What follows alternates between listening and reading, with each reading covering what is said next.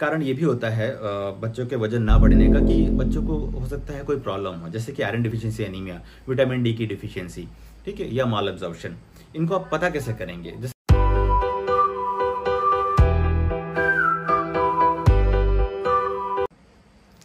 जय हिंद दोस्तों, मैं doctor Rajeev Yadav, MD paediatrics from FMC Pune.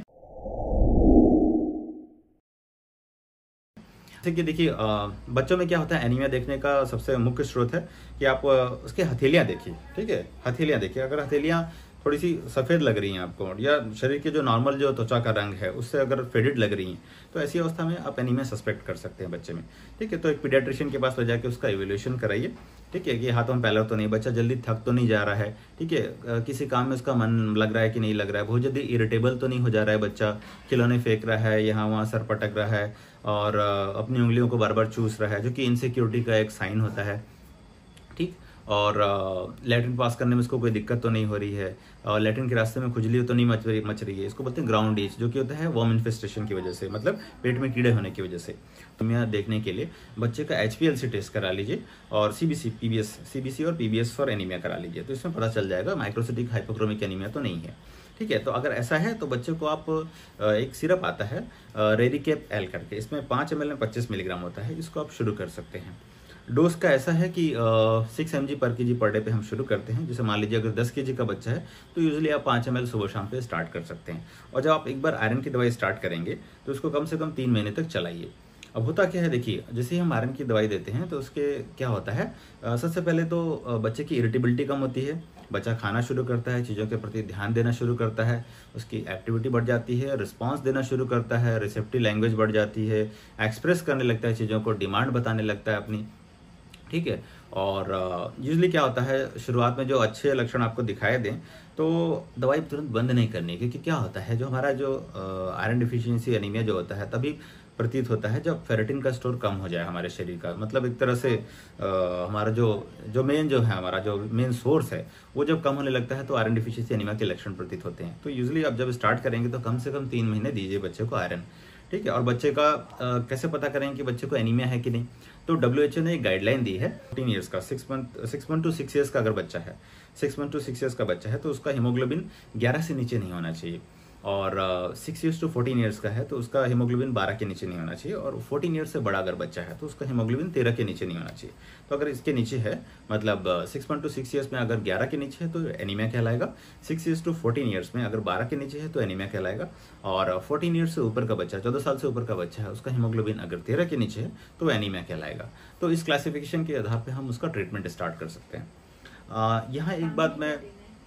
यहाँ मैं एक बात बताना चाहूँगा कि देखिए, अगर किसी बच्चे में ऐसे लक्षण है, खाना वाना नहीं खा रहा है और आप महसूस कर रहे हैं कि उसका इवैल्यूएशन करना जरूरी है, तो साथ में HPLC टेस्ट जरूर कराइए, क्योंकि आपको देखना है कि बच्चे को थैलेसीमिया या फिर सिकलिंग की समस्या तो नहीं है। उसमें क्या होगा, बच्चे का मेलार एमिनेंस से प्रोमिनेंट रहेगा, है ना, और साथ में बच्चा थोड़ा पेल दिखेगा, ठीक है, इरिटेबल रहेगा। और HPLC में आपका HbA2 3.5 से ऊपर रहेगा। तो ऐसे बच्चे में अगर आप आयरन दे देंगे तो इसके बहुत सारे साइड इफेक्ट हो सकते हैं। आयरन जाके जमा होना शुरू हो जाएगा, क्योंकि थैलेसीमिया और सिकलिंग ऐसी बीमारी है जिसमें ऑलरेडी आयरन ओवरलोड रहता है शरीर में, ठीक है। तो ऐसे बच्चों में आयरन हम नहीं देते हैं, उनमें ओनली फोलिक एसिड देते हैं, ठीक है। तो ये बात ध्यान रखना जरूरी है। अब तीसरी चीज आते हैं हम vitamin D deficiency. Vitamin D deficiency की वजह से भी बच्चों में कमजोरी आती है और बच्चे खाना वाना नहीं खाते हैं, माल एब्जॉर्प्शन रहता है, फेलियर टू थ्राइव होता है, ठीक है। तो विटामिन डी डिफिशियंसी के कुछ लक्षण होते हैं जो कि आपको देखना है। क्या होते हैं, जैसे कि इसमें रिकेटिक रोजरी, जो विटामिन डी की कमी जो होती है बच्चों में, उसका नाम है, बीमारी का नाम है रिकेट्स। अगर बड़ों में होती है, बड़ों में जैसे 18 साल के ऊपर के व्यक्तियों में होती है तो इसे बोलते हैं ऑस्टियोमलेशिया। तो रिकेट में क्या होगा, रिकेटिक रोजरी मिलेगी, जो कोस्टोकॉन्ड्रल जंक्शन होता है यहाँ पे हमारा, जो मतलब जो स्टर्नम से रिब्स को जोड़ता है, वहाँ पे आप फील करके देखेंगे तो आपको बीडेड अपीयरेंस मिलेगा। बीडेड मतलब कंठी माला जैसा अपीयरेंस मिलेगा। साथ में क्या होगा, बच्चे के जो ये रहेगा, पैर जो रहेगा, एक तरह से मतलब बो की तरह, मतलब समझ रहे हैं, धनुष जैसे होता है ना, धनुष को हम ऐसे खींचते हैं तो ऐसे तन जाती है, ऐसे मुड़ जाती है, तो उसकी तरह की टांगे हो जाएंगी बच्चे की, ऐसे मुड़ी हुई टांगे, ठीक है। तो एक रिकेट्स का एक लक्षण है। तो इसके लिए आप क्या करेंगे, बच्चे का रिस्ट का एक्सरे कराएंगे। रिस्ट में क्या होगा, यहाँ पे आपको दिखेगा कि जो लोअर एंड होता है उसमें थोड़ा सा जो नॉर्मल जो उसका जो पैटर्न होता है, वो जो ऐसे अलग कॉनकेव पैटर्न रहता है, वो कॉन्वेक्स होना शुरू हो जाएगा, मतलब वो मोटा होना शुरू हो जाएगा निचले हिस्से में, तो इससे भी आप पता कर सकते हैं और विटामिन डी का लेवल चेक करा सकते हैं। अगर विटामिन डी का लेवल 20 के नीचे है तो मतलब बच्चे को विटामिन डी की डिफिशियंसी है। अगर 20 से 30 के बीच है, 20 से 30 नैनोग्राम पर डेसीलीटर है, तो इट मीन्स कि उसको विटामिन डी की इनसफिशियंसी है। तो अगर 20 से 30 है बच्चे को तो ओरल मेडिसिन से ठीक हो जाएगा। बट अगर 20 से नीचे है तो बच्चे को वीडियो और मेरी बातें अच्छी लगी होंगी।